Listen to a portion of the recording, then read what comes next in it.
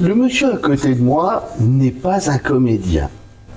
Le monsieur à côté de moi n'est pas un metteur en scène. Et pourtant, nous sommes au théâtre Montparnasse et ce monsieur a une raison d'être là, parce que c'est un écrivain, on va dire un auteur. C'est lui qui a écrit le texte des collectionnistes. Vous voyez l'affiche derrière nous. François Barluet, c'est ça? Oui. Je ne me trompe pas quand même. Alors, Mais je suis un peu comédien quand même, je rectifie tout de même. Ah oui, mais vous ne jouez pas dans la pièce. Mais là, je ne joue pas dans cette pièce. Voilà, c'est Moi, je parle de l'actualité du jour. Ok. Nous sommes donc là au Théâtre Montparnasse et Quel la bonheur. pièce se joue au Petit Montparnasse. Lorsque je suis allé la voir il y a quelques jours, c'était plein à craquer.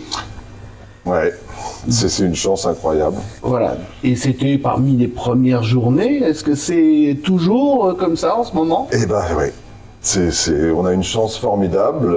Merci au public surtout, parce qu'il y a un bouche à oreille qui se fait. On a des critiques dithyrambiques, donc tout ça fait que les gens viennent. Voilà, malgré le froid et le temps pourri qu'on a en ce moment. J'ai pas envie de donner des explications, donc c'est quoi ces collectionnistes?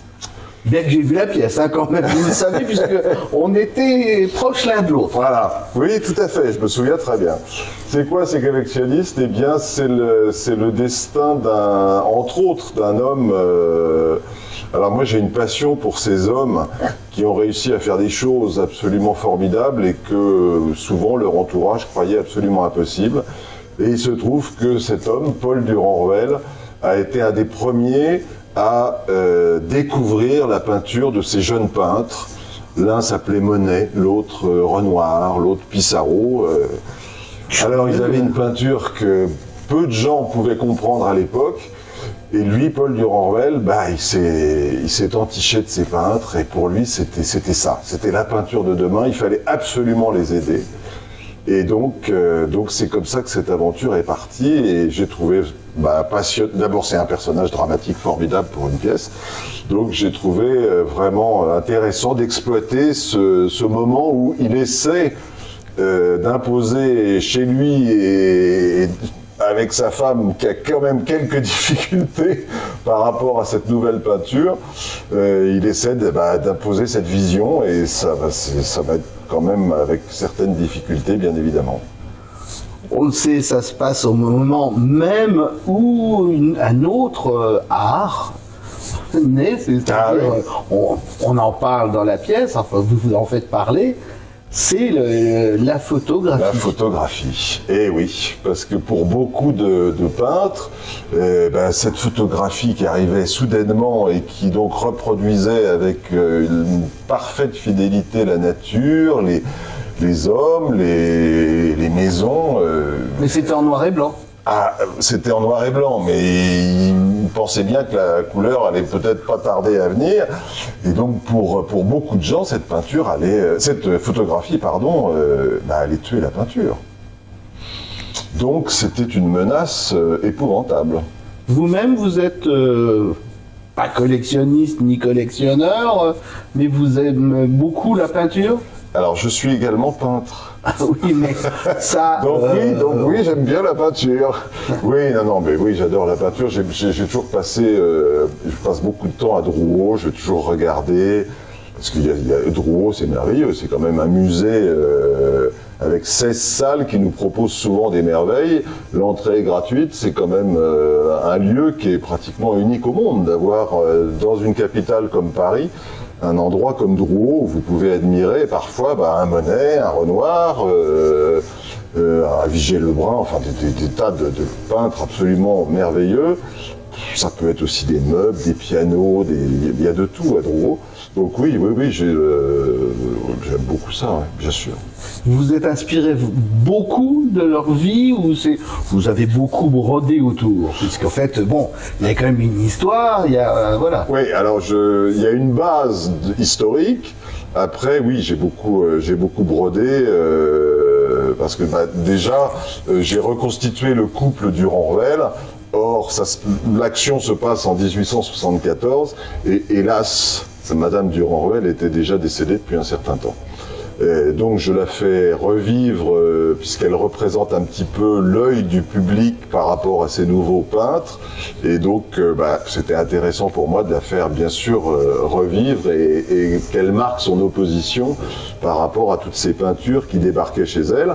Donc elle en était au départ particulièrement inquiète, donc je trouvais ça intéressant d'avoir ce personnage.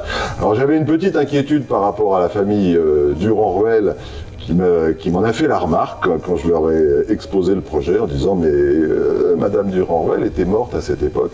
Donc je leur ai dit que c'était une option poétique de faire intervenir cette aïeule.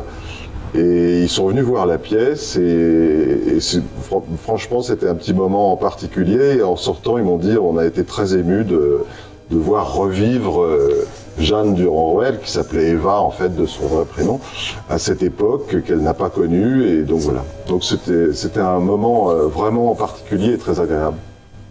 On a parlé des personnages, maintenant il faudrait peut-être leur mettre un nom, c'est-à-dire nom de comédien. Alors j'ai la chance d'avoir une distribution extraordinaire que Christophe Lidon a réunie autour de ce projet. D'abord, je remercie Christophe Lidon parce qu'il a fait un travail absolument formidable avec une ténacité pour parvenir à faire cette distribution. C'est pas toujours facile parce que on fait des lectures avec des comédiens et puis finalement qui ont des engagements de cinéma, donc qui rappellent 15 jours après en disant ah bah non, je vais pas pouvoir faire la pièce parce que j'ai ça, j'ai ceci, j'ai cela. Il faut retrouver une autre distribution et ainsi de suite. Et donc Christophe a réuni une distribution extraordinaire avec Christelle Reboul, donc qui joue Jeanne Durand-Ruel. Elle est pétillante, elle est absolument formidable. Christophe de Mareuil qui fait Paul Durand-Ruel et qui a vraiment une autorité et une présence aussi qui est vraiment étonnante. Et puis Marchand d'art qui est j'ai Frédéric Imberti qui fait un journaliste truculent et vraiment ça c'est quand même aussi, ça vaut la peine de venir le voir. Et puis Victor Bourrigaud qui fait un Renoir aussi complètement perdu dans ses doutes alors qu'il est en train de faire des chefs-d'œuvre sans le savoir. Non, vraiment, c'est une chance inouïe d'avoir ces 4 formidables comédiens dans cette pièce. Je veux dire que je suis vraiment bien servi. Est-ce que vous avez participé un tant soit peu à la mise en scène, puisqu'en fait, bon, c'est quand même votre bébé? Eh bien, pas du tout, parce que non, j'ai confié le bébé. C'est en général comme ça que ça se passe. Alors, je savais à qui je le confiais tout de même. Donc j'avais toute confiance en Christophe Lidon, je savais qu'il n'allait absolument pas trahir l'atmosphère que j'avais essayé de mettre dans la pièce.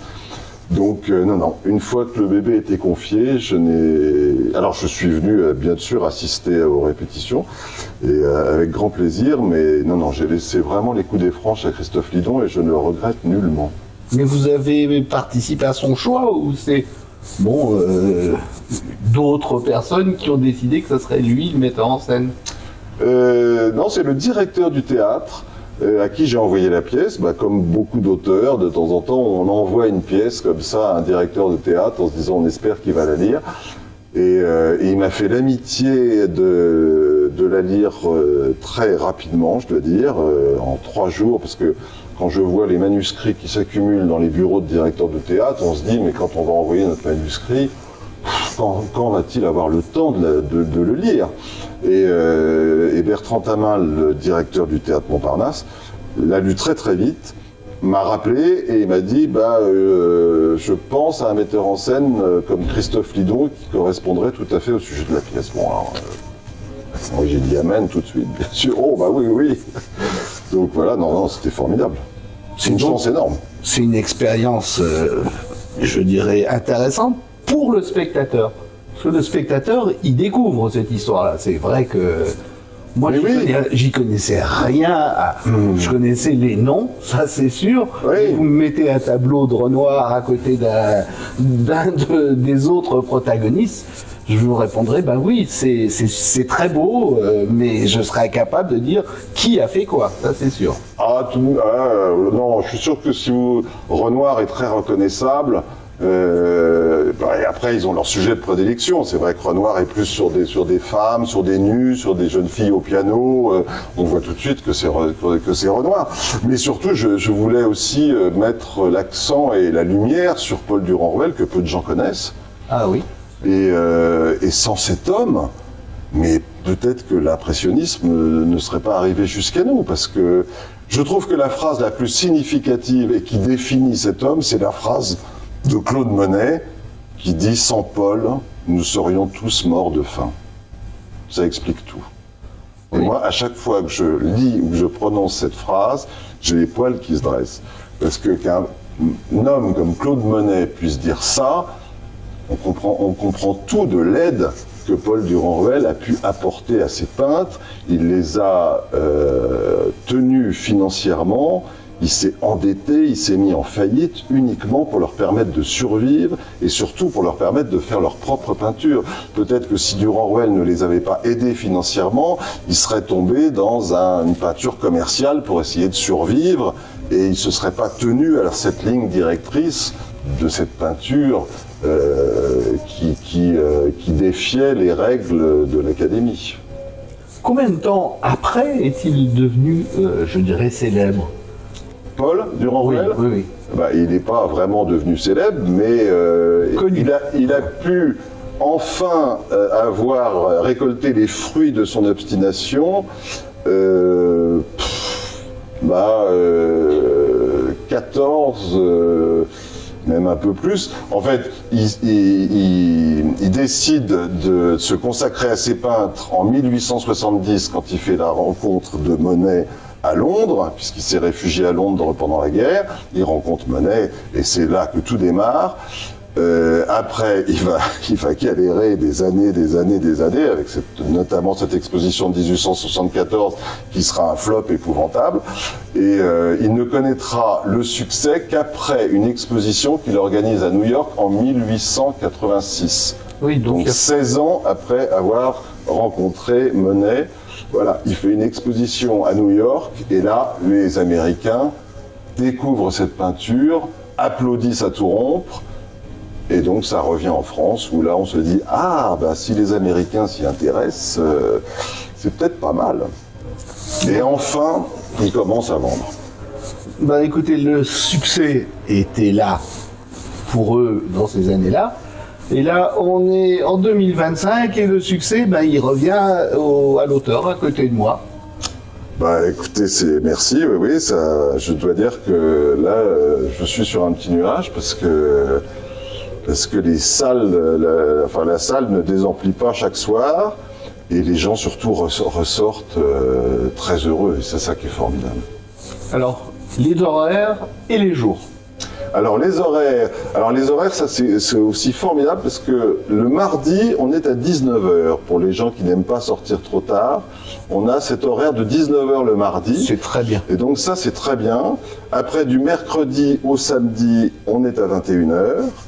Et on a une matinée le dimanche à 15h. Et le public, est-ce que c'est jeune ? Moyennement jeune ou un petit peu plus vieux? Eh bien, il y a un peu de tout. Je dois dire que ça se... Alors, j'ai constaté qu'il y a un public qui se rajeunit un petit peu. Le soir de la première, par exemple, il y avait quand même une moyenne d'âge, on va pas se cacher, qui était assez âgée. Et là, je sais plus, avant-hier, par exemple, il y avait beaucoup de trentenaires. Donc le bouche-à-oreille marche aussi auprès des trentenaires. Un soir, j'ai eu une classe, par exemple, ça c'était très sympa, une maîtresse qui amenait de Bretagne. Ils venaient de Bretagne, c'était une classe d'art graphique et ils avaient tous 14-15 ans. Donc voilà. Ils étaient une vingtaine. Et alors je suis allé les voir après pour leur demander qu'est-ce qui leur avait donné l'idée de venir voir ce spectacle. Donc formidable. Elle a dit, bon, on a regardé un petit peu sur Internet et puis on est tombé... c'est vrai que l'affiche est très belle aussi, donc c'est quand même une... vraiment bravo pour l'affiche aussi. Et donc, ils étaient emballés au point que le lendemain, ils se précipitaient au musée d'Orsay, donc c'est plutôt positif. Méfiez-vous quand même, parce que vu que ça rajeunit, si ça continue, vous allez avoir le public de Chantal Goya. On n'en est pas encore là. Merci, et je vous dis le mot...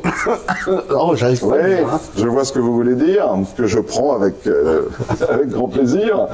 Merci encore. Merci à vous surtout.